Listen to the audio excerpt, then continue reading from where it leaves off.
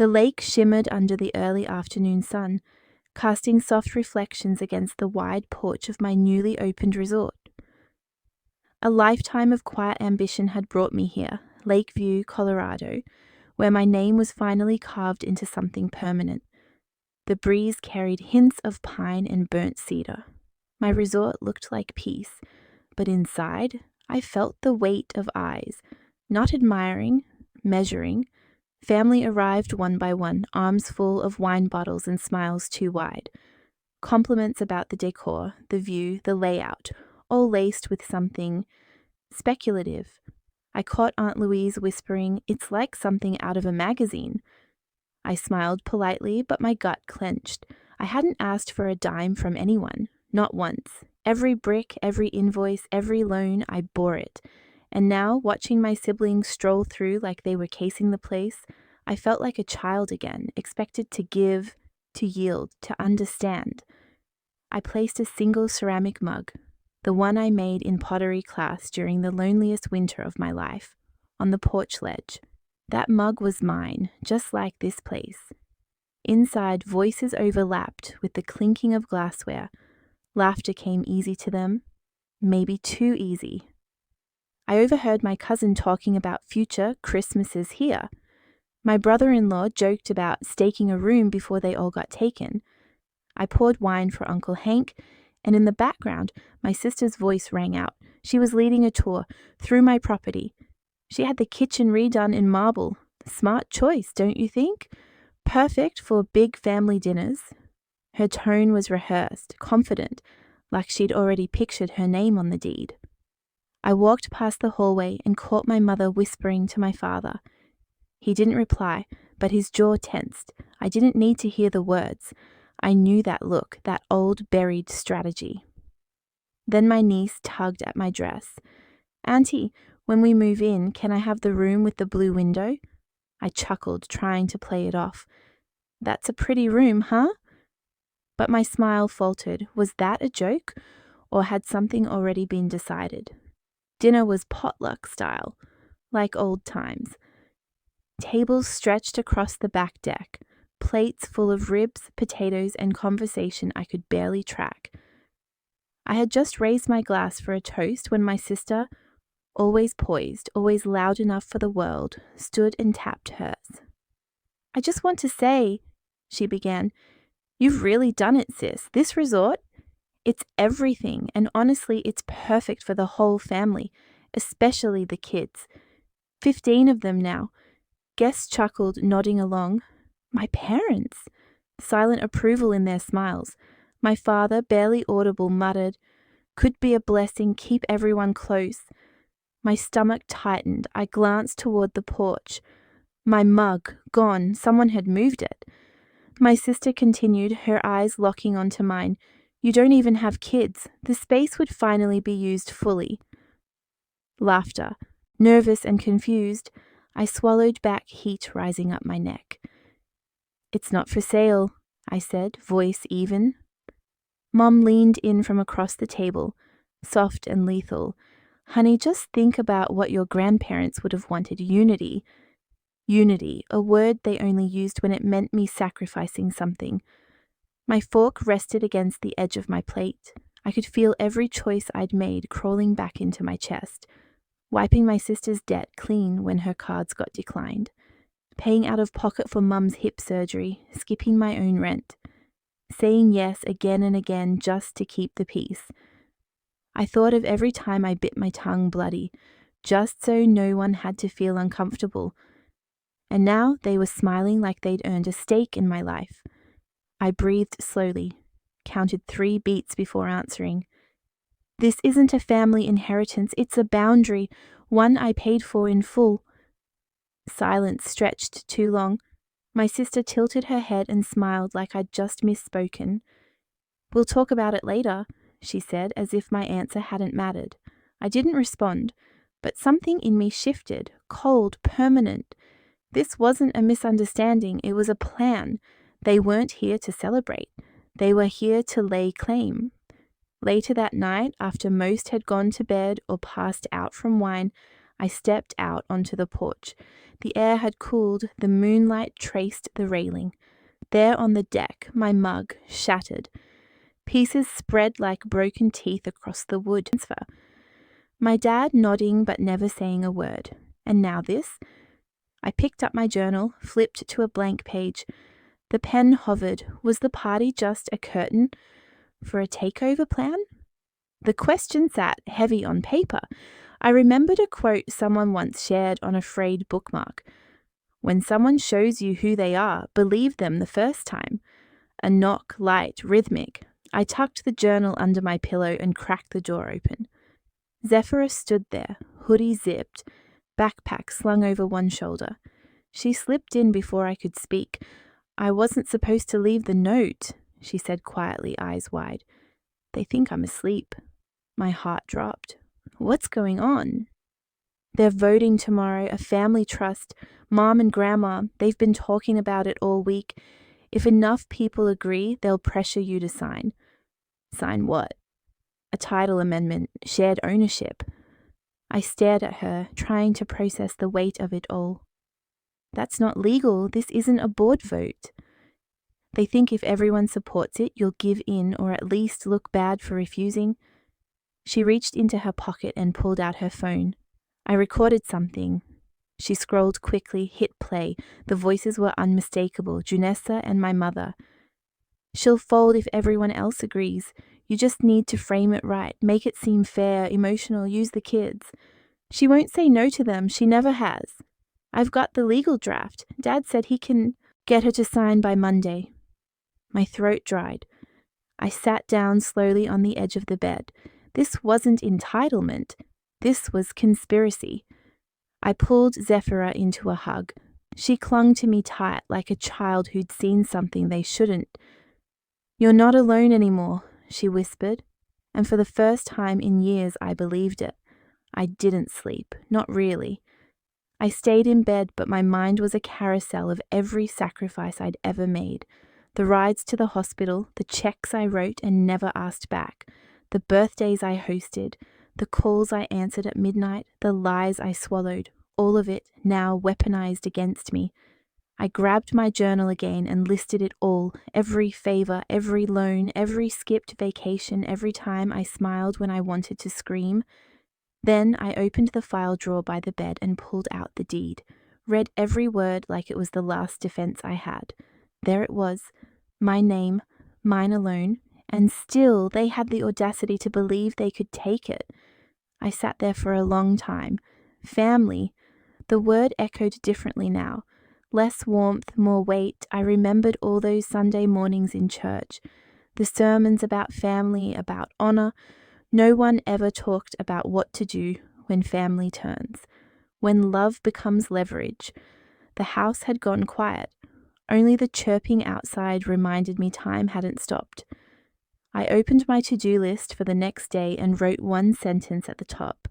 You will not gaslight me into surrender. Morning came heavy and muted.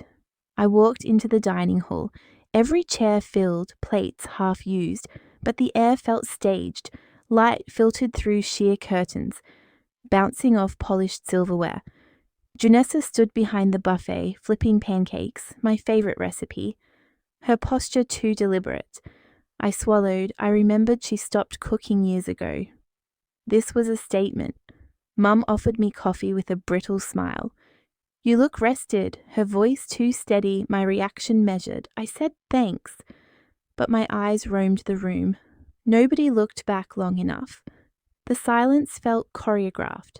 My father held the newspaper oddly upside down, like he wanted something to read but nothing to say. Zephyra was absent. I tasted tension with each sip of bitter brew. Junessa cleared her throat and began, mild as morning. We've been discussing shared responsibility. The family leans toward a more unified future for Lakeview. I blinked. My gut knotted.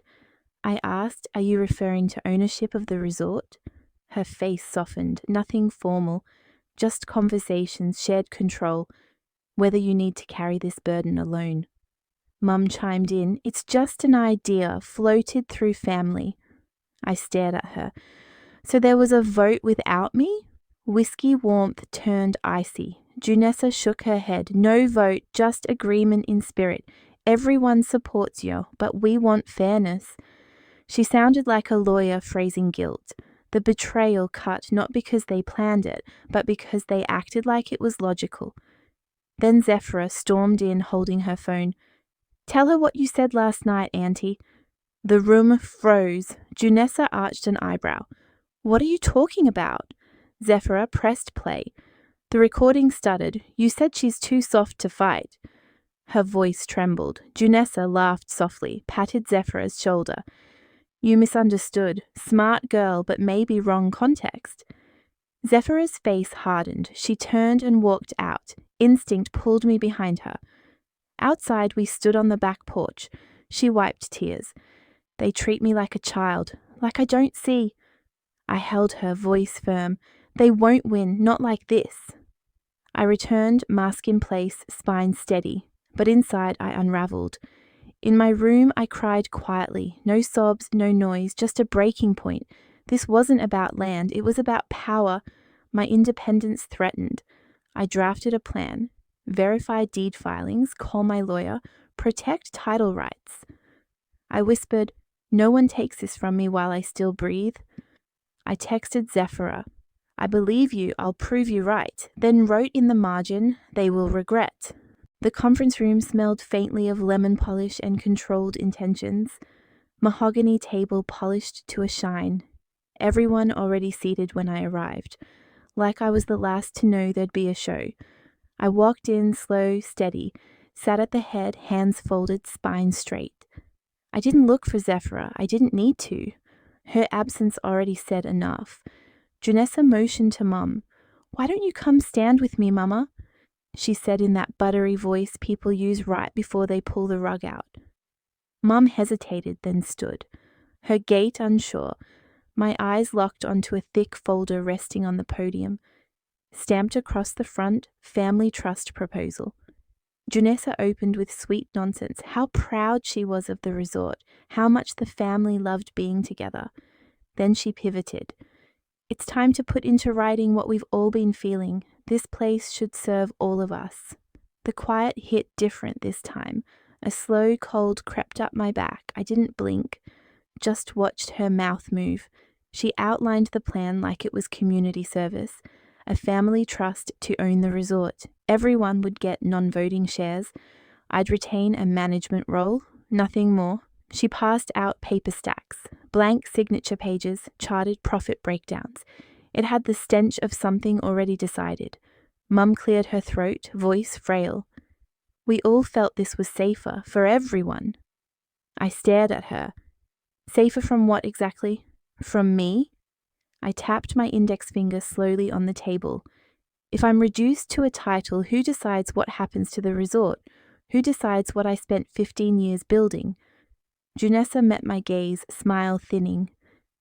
"We're asking for your cooperation for the next generation." I almost laughed.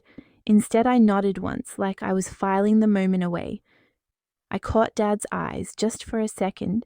He looked down. The meeting ended with no votes cast, but the intention was loud. As folks filtered out, I stayed seated, calm outside, boiling inside. In the hallway, Zephyra caught up to me, breath short. She handed me a folded sheet, pulled from her hoodie. "I printed it," she whispered. It was a thread of emails between Junessa and Mum.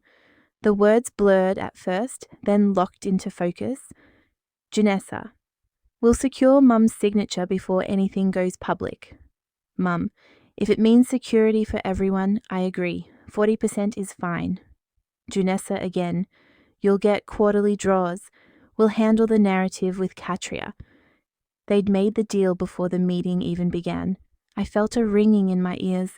Every minute I'd spent worrying about whether I'd misunderstood was wasted. This wasn't confusion, it was coordination. Zephyra was pale. "She promised Grandma's quilts would hang in the lodge foyer. She said that's why she needed your permission." I blinked back heat. "That wasn't about quilts," I muttered. "It never was." I held her hand, steady now.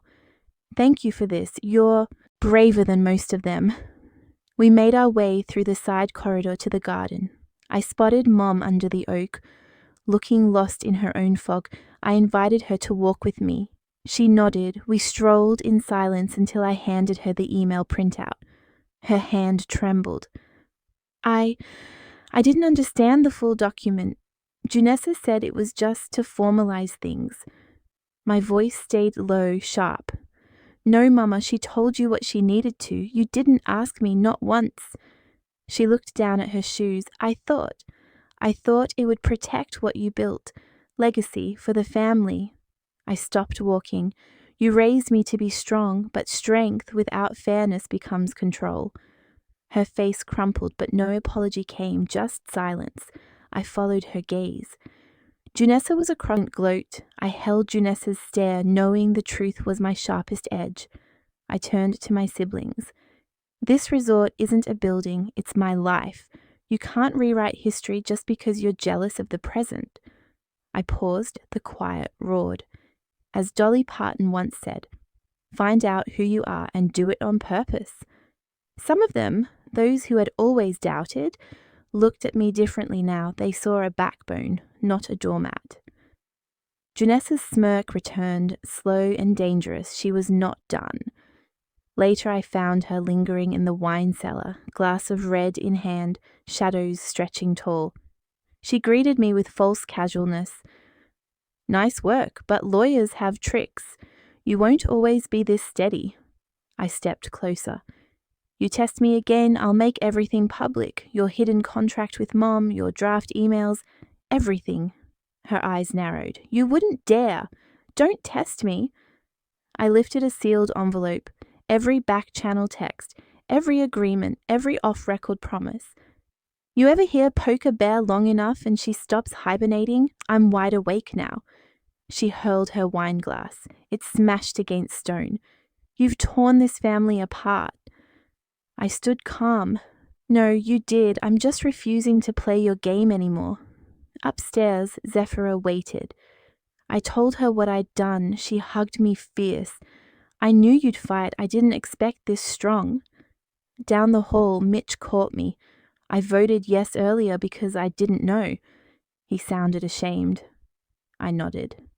Then do better from here. I realized this isn't about them taking, it's about me reclaiming, about drawing a line I won't let anyone cross. Outside, I sat on the back porch alone. Wind whispered, the stars watched. I leaned back and whispered softly, the line's drawn. Let's see who crosses it. The afternoon light slanted through the office blinds, sharp and dusty. I was sorting through old contracts when Zephyra burst through the door, face pale but eyes burning. She held out a small USB drive like it was a detonator. I uploaded the full recording, she said, voice trembling, to everyone, family emails, Facebook, group chat. Before I could respond, phones began buzzing across the resort, one ping after another echoing through the hallways, gasps, murmurs, footsteps. Zephyra's chest rose and fell fast. They'll see the truth, she whispered. By the time we walked into the common room, chaos had already bloomed, cousins staring at their screens, Mum clutching her phone, scrolling frantically. Junessa frozen mid-sentence as her own voice played out loud from someone's device. Clear, damning, impossible to twist. Let's listen, I said. I took the remote, connected the projector, and pressed play. The sound filled the room, Junessa's calm tone discussing timing the vote.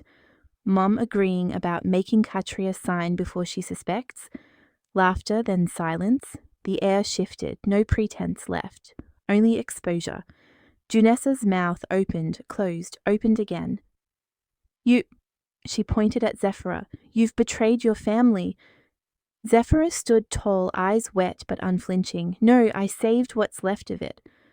Mum's gaze darted between us, her lips parting but no sound coming. Dad's phone slipped from his hand. A cousin whispered, I knew she was hiding something.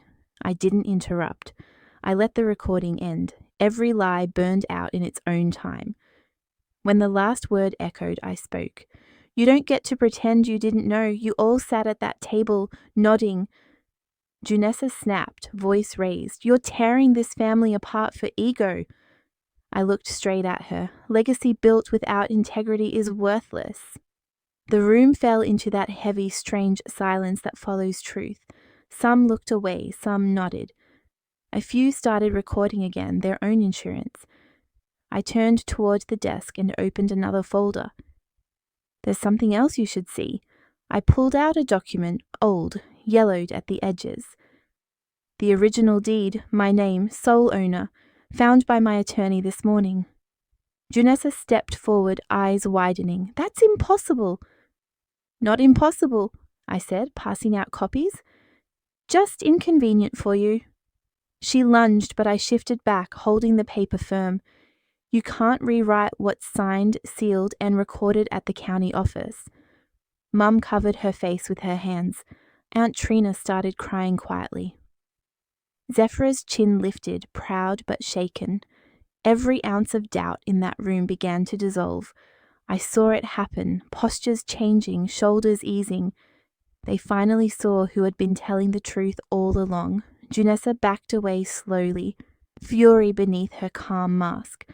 "You think this ends it?" she hissed. I said softly, "It ends your control."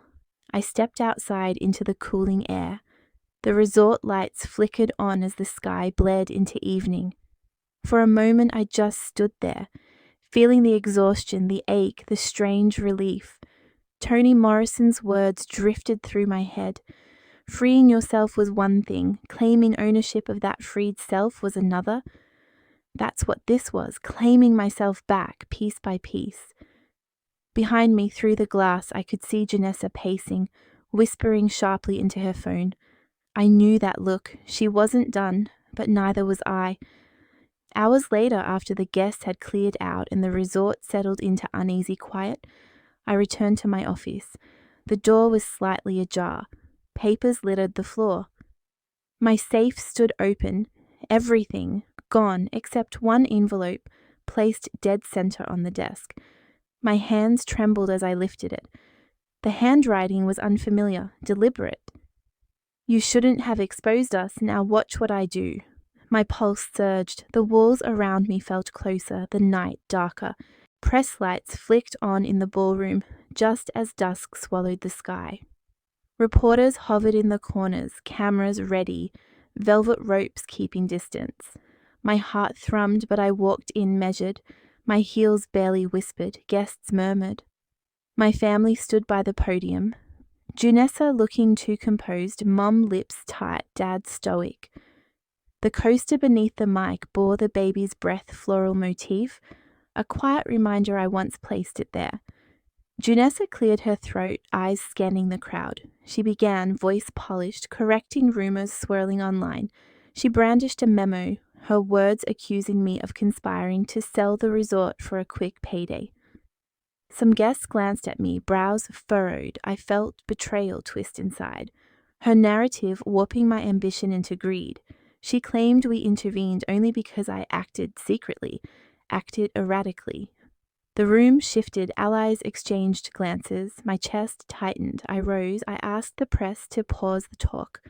Silence falling in my wake. I laid out proof, original deed, timestamps, email chains, every clandestine conversation exposed. "You can't poison someone's name and expect them to stand idle," I said. I addressed Junessa. "You started this in darkness. I bring it into daylight." The crowd gasped. Some nodded. Some sat frozen. I invoked Churchill. Never, never, never give up. My voice didn't tremble. It steeled. "If you want to challenge me, do it openly, not behind whispers." Shock bloomed across faces. Mum clasped her hands over her mouth. Junessa's face drained, then reddened. Zephyra rushed to my side, arms wrapping around me. Aunt Trina glared at Junessa. Dad sat firm, unbowed. Security eyed documents. Ready. I stayed still, my resolve solid. Later, in my office, the lights flickered again. On my desk lay a sealed envelope scrawled, "Read this before sunrise." My fingers trembled as I touched it. Lights dimmed and settled. The ballroom seemed to inhale before I entered. Guests sat quietly, cameras pointed like silent witnesses. The air carried restraint. This gala was no longer about celebration. It felt like a hearing. Junessa stood poised at the podium, her smile practiced, her posture strict. She introduced the trust proposal as final, as though nothing could change it now. When she gestured toward the stage, she did so like she already owned the outcome. Murmurs rippled through the room. I caught someone near the back. Whisper, shareholders. My heart steadied. I rose, dossier in hand, steps measured. The room hushed. I opened my folder and began to read. Any trust agreement without explicit written consent from the sole deed holder is null and void. The syllables felt heavy on my tongue. Gasps spread like wildfire. Some guests leaned forward, others slumped back, shock making them rigid. Junessa's composed facade flickered. Mum turned her head. I set a certified record on the podium, exposing the county seal. This clause is valid, I said. I quoted Colorado case law to back it. One quiet truth dismantled her entire claim. I closed with precision. So this meeting is cancelled. The room erupted, shouts, camera flashes, but my face remained calm, the eye at the storm's center. Junessa recovered first, demanding we vote anyway. She tried, but I refused. I called her bluff in public.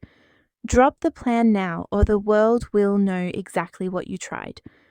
Phones recorded, flashbulbs burst. Her voice cracked. You think you win? I responded, firm and loud. I already have.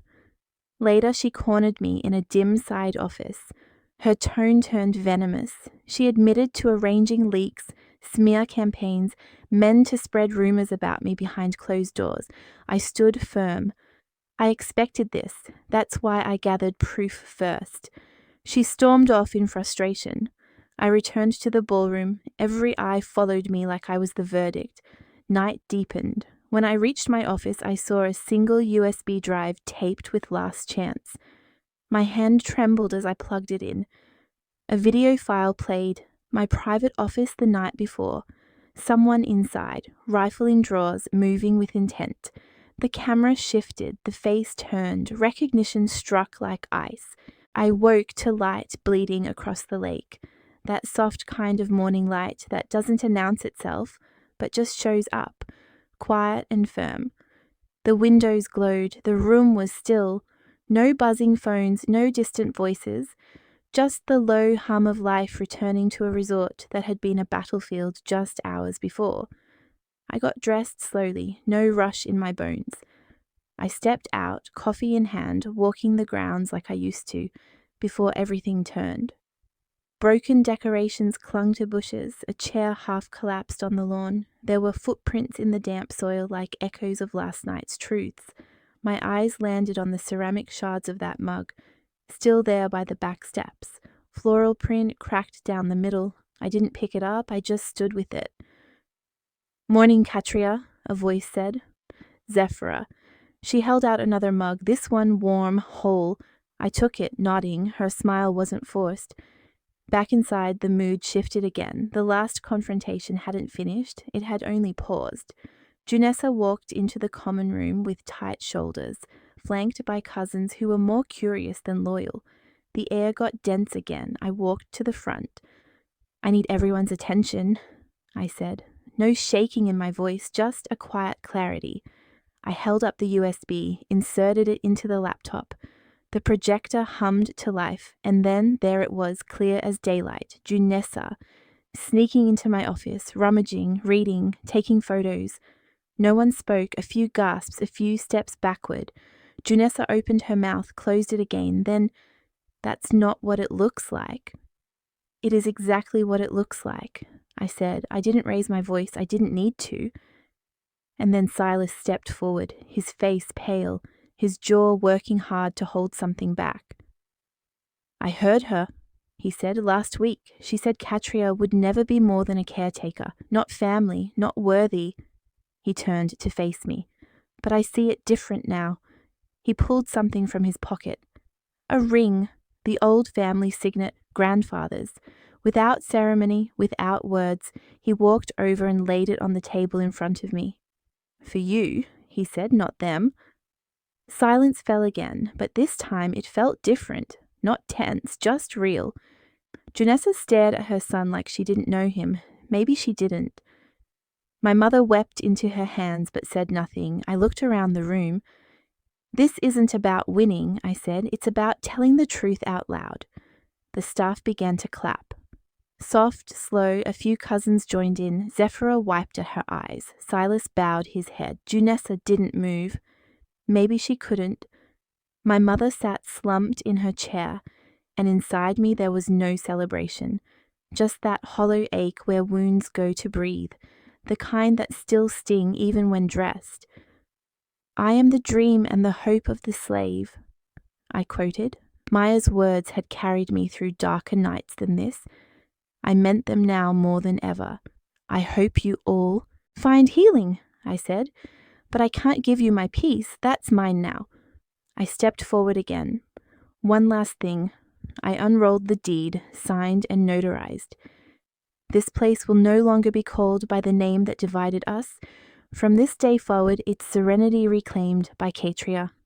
I signed the line in front of them all. My hand didn't hesitate. I turned to the few who stood beside me. Zephyra, Silas, 2 longtime staff members. This is your home too. From now on, we rebuild it together. A few guests nodded. Some blinked back tears. There were no loud cheers, just the quiet hum of something beginning. Much later, when the crowd thinned and the sun rose higher, I found myself back on the same porch from where it all started. I sat with fresh coffee, watching the lake shimmer, the same lake that had seen me angry, scared, unsure. Now I sat still. I thought about the half smiles I used to wear, the polite nods, the endless second-guessing. Now, I whispered to myself, I stand firm now, not out of vengeance, but out of love for who I am. I didn't know what tomorrow held, but for the first time I didn't dread it. The future remained unwritten,